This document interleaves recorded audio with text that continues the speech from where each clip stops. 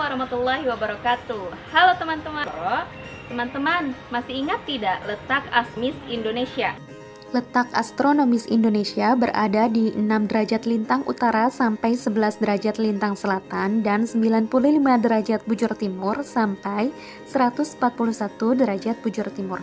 Tahukah teman-teman, letak astronomis wilayah Indonesia ini ternyata berpengaruh terhadap kondisi wilayah yang ada di Indonesia dari segi kondisi iklim, pembagian wilayah waktu, dan kenampakan alam yang ada di Indonesia.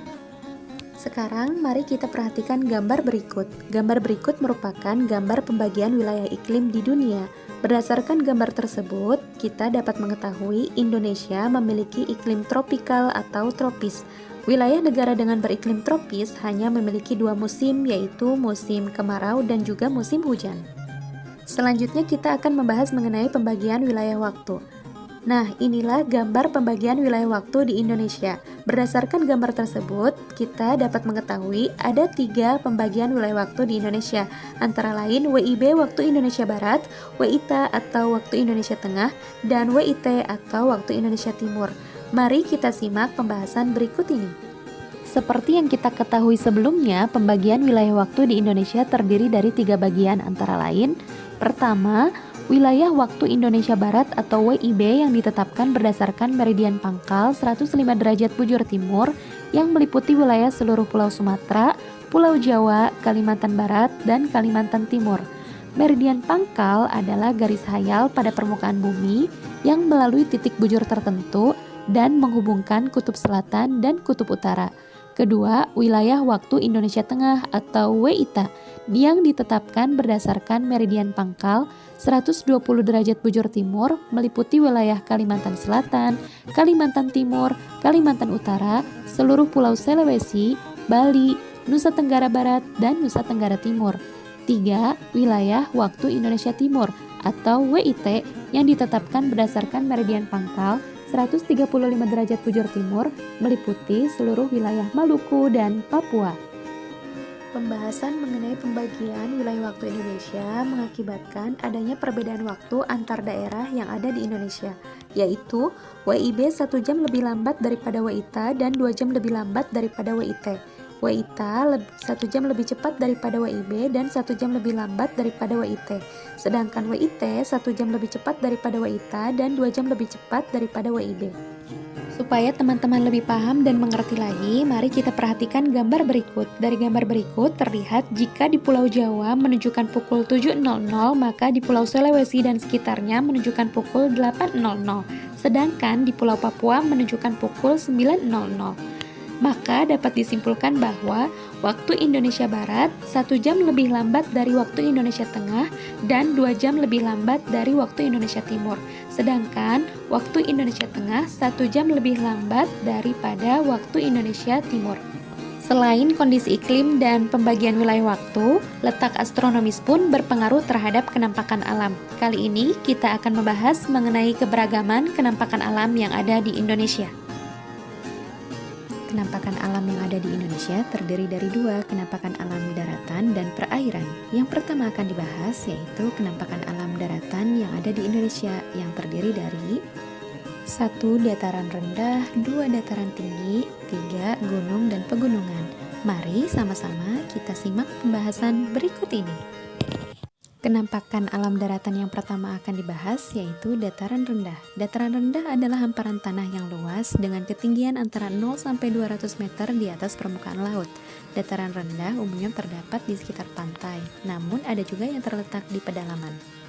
Dataran rendah memiliki ketinggian yang merata pada wilayah yang luas sehingga memudahkan kegiatan penduduk. Oleh karena itu, dataran rendah banyak dimanfaatkan sebagai pusat kegiatan pemerintahan dan ekonomi.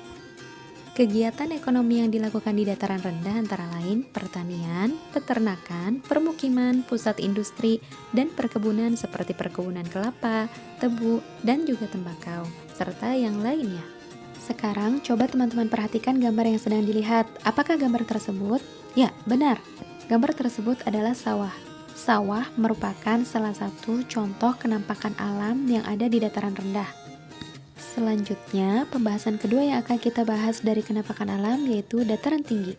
Dataran tinggi adalah dataran luas yang terletak pada ketinggian lebih dari 700 meter di atas permukaan laut.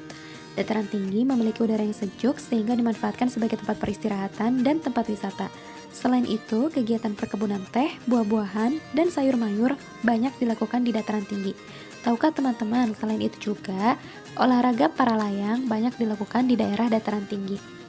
Gambar di bawah yang teman-teman perhatikan merupakan salah satu contoh potret yang ada di dataran tinggi.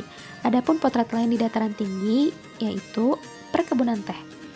Siapakah di antara teman-teman yang sudah punya pengalaman berkunjung ke perkebunan teh? Pengalaman yang mengasyikan bukan? Perkebunan teh memiliki pemandangan yang sangat indah, luas yang sangat luas, dan juga udara yang sejuk, yang merupakan salah satu ciri di dataran tinggi. Pembahasan ketiga dari kenampakan alam yang akan dibahas yaitu gunung dan pegunungan. Gunung adalah permukaan bumi yang menjulang lebih tinggi dari wilayah sekitarnya dengan ketinggian lebih dari 600 meter di atas permukaan laut. Sedangkan pegunungan adalah kumpulan dari beberapa gunung besar serta kecil yang memanjang dan menyambung. Tahukah teman-teman, Indonesia dilalui oleh 2 jalur pegunungan dunia, yaitu pegunungan Sirkum Pasifik dan pegunungan Sirkum Mediterania. Karena dilalui oleh 2 jalur tersebut, akibatnya Indonesia memiliki banyak gunung berapi yang masih aktif. Gunung-gunung yang ada di Indonesia antara lain Gunung Kerinci di Pulau Sumatera, Gunung Bromo di Pulau Jawa, Gunung Bukit Raya di Pulau Kalimantan, Gunung Bukit Ratekombala di Pulau Sulawesi, dan Gunung Puncak Jaya di Pulau Papua. Selain gunung, ada pula gunung-gunung yang membentuk pegunungan seperti Pegunungan Bukit Barisan di Pulau Sumatera dan Pegunungan Jayawijaya di Pulau Papua.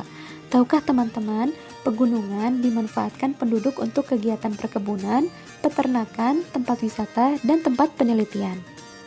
Berikut contoh gambar gunung dan pegunungan. Selanjutnya, kita akan membahas mengenai kenampakan alam perairan di Indonesia yang terdiri dari 1 sungai, 2 danau, 3 laut, dan 4 selat. Mari kita sama-sama perhatikan pembahasan berikut ini. Kenampakan alam perairan yang pertama akan dibahas yaitu sungai. Sungai adalah aliran air di permukaan bumi yang besar dan berbentuk memanjang, mengalir dari hulu menuju hilir. Arah aliran sungai sesuai dengan sifat air yang mengalir mulai dari tempat yang tinggi ke tempat yang rendah. Sungai bermula dari gunung atau dataran tinggi menuju ke danau ataupun lautan. Gambar di bawah merupakan gambar sungai yang sering kita lihat. Berikut contoh persebaran beberapa sungai di wilayah Indonesia.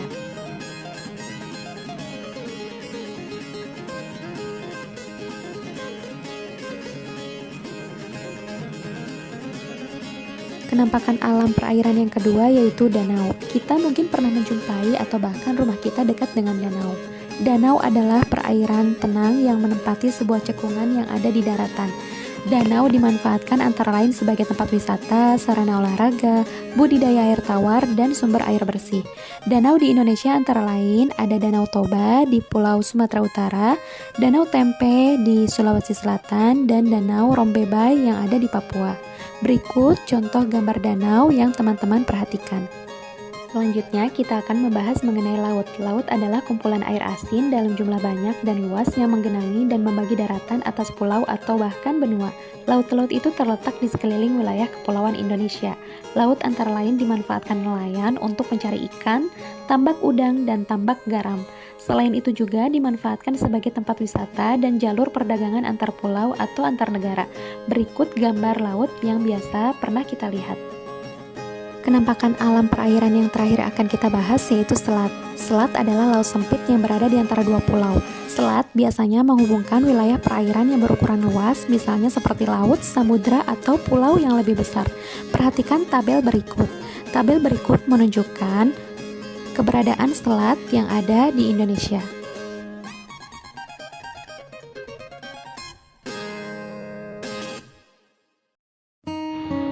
Itulah penjelasan mengenai materi kali ini, teman-teman. Terima kasih teman-teman sudah mengikuti pembelajaran hari ini. Sampai bertemu pekan depan. Wassalamualaikum warahmatullahi wabarakatuh.